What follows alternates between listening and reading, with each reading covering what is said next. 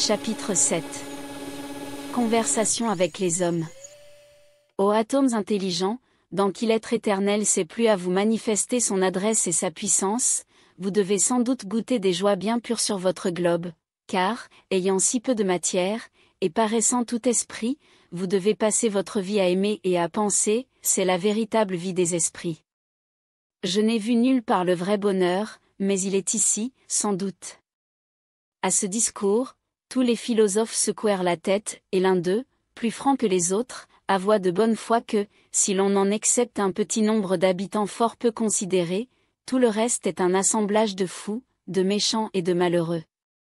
Nous avons plus de matière qu'il ne nous en faut, dit-il, pour faire beaucoup de mal, si le mal vient de la matière, et trop d'esprit, si le mal vient de l'esprit. Savez-vous bien, par exemple, qu'à l'heure que je vous parle, il y a 100 000 fous de notre espèce, couverts de chapeaux, qui tuent 100 000 autres animaux couverts d'un turban, ou qui sont massacrés par eux, et que, presque par toute la terre, c'est ainsi qu'on en use de temps immémorial. Le Syrien frémit, et demanda quel pouvait être le sujet de ces horribles querelles entre de si chétifs animaux. Il s'agit, dit le philosophe, de quelques tas de boue grands comme votre talon. Ce n'est pas qu'aucun de ces millions d'hommes qui se font égorger prétendent un fœtus sur ce tas de boue. Il ne s'agit que de savoir s'il appartiendra à un certain homme qu'on nomme sultan, ou à un autre qu'on nomme, je ne sais pourquoi, César. Ni l'un ni l'autre n'a jamais vu ni ne verra jamais le petit coin de terre dont il s'agit, et presque aucun de ces animaux qui s'égorgent mutuellement n'a jamais vu l'animal pour lequel il s'égorge. Ah, malheureux, s'écria le Syrien avec indignation, peut-on concevoir cet excès de rage forcenée? Il me prend envie de faire 3 pas, et d'écraser de 3 coups de pied toute cette fourmilière d'assassins ridicules. Ne vous en donnez pas la peine, lui répondit-on, ils travaillent assez à leur ruine. Sachez qu'au bout de 10 ans, il ne reste jamais la 100e partie de ces misérables, sachez que, quand même ils n'auraient pas tiré l'épée, la faim, la fatigue, ou l'intempérance, les emportent presque tous.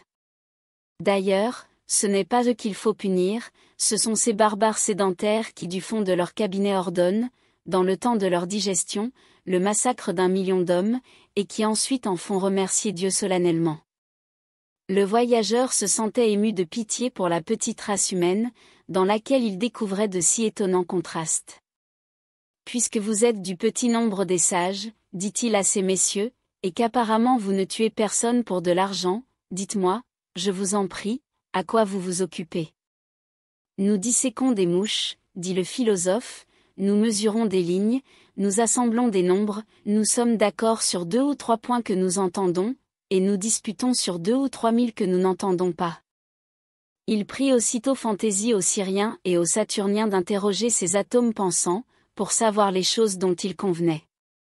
Combien comptez-vous, dit-il, de l'étoile de la canicule à la grande étoile des Gémeaux? Ils répondirent tous à la fois, 32 degrés et demi. Combien comptez-vous d'ici à la Lune? 60 demi-diamètres de la Terre en nombre rond. Combien pèse votre air? Ils croyaient les attraper, mais tous lui dirent que l'air pèse environ 900 fois moins qu'un pareil volume de l'eau la plus légère, et 19 000 fois moins que l'or de Ducat. Le petit nain de Saturne, étonné de leur réponse, fut tenté de prendre pour des sorciers ces mêmes gens auxquels il avait refusé une âme un quart d'heure auparavant. Enfin Microméga leur dit, puisque vous savez si bien ce qui est hors de vous, sans doute vous savez encore mieux ce qui est en dedans. Dites-moi ce que c'est que votre âme, et comment vous formez vos idées. Les philosophes parlèrent tous à la fois comme auparavant, mais ils furent tous de différents avis. Le plus vieux citait Aristote, l'autre prononçait le nom de Descartes, celui-ci, de Malebranche, cet autre, de Leibniz, cet autre, de Locke.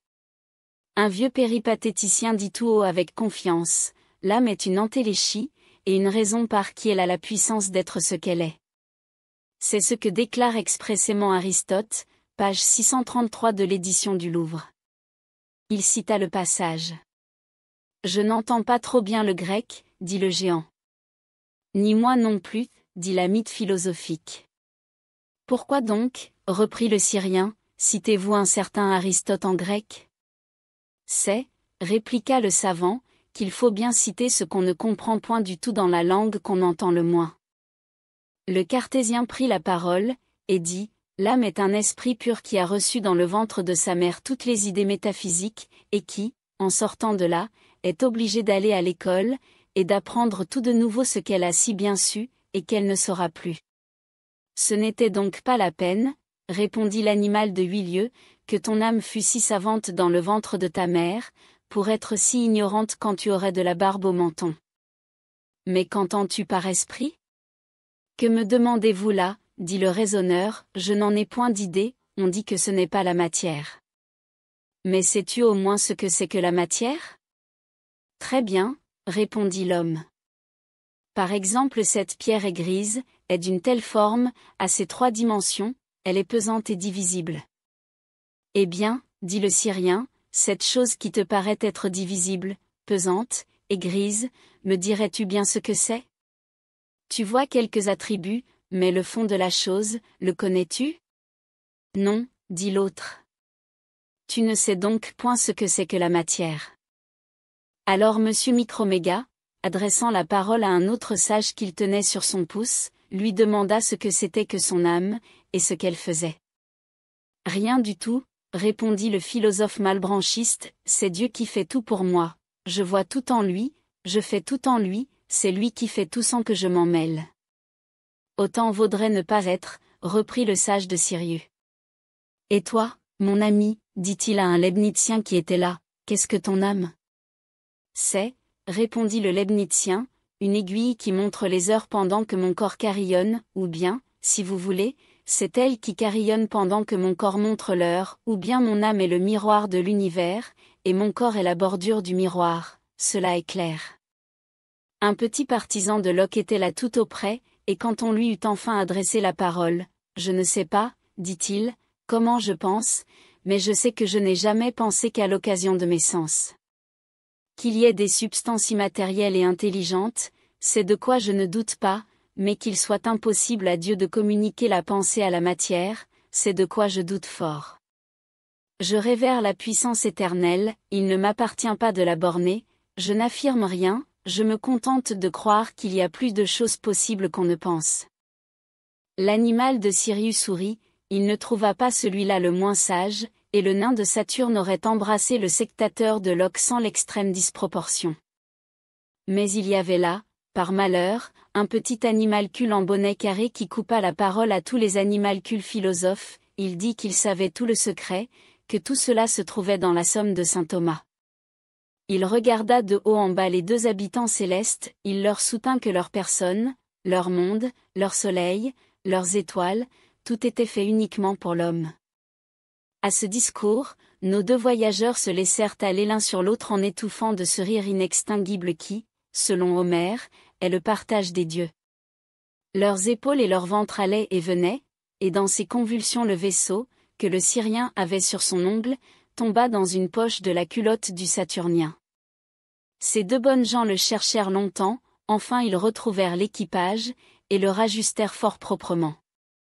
Le Syrien reprit les petites mythes, il leur parla encore avec beaucoup de bonté, quoiqu'il fût un peu fâché dans le fond du cœur de voir que les infiniment petits eussent un orgueil presque infiniment grand.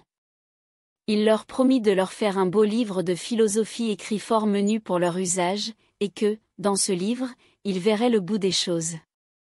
Effectivement, il leur donna ce volume avant son départ, on le porta à Paris à l'Académie des sciences, mais quand le vieux secrétaire l'eut ouvert, il ne vit rien qu'un livre tout blanc.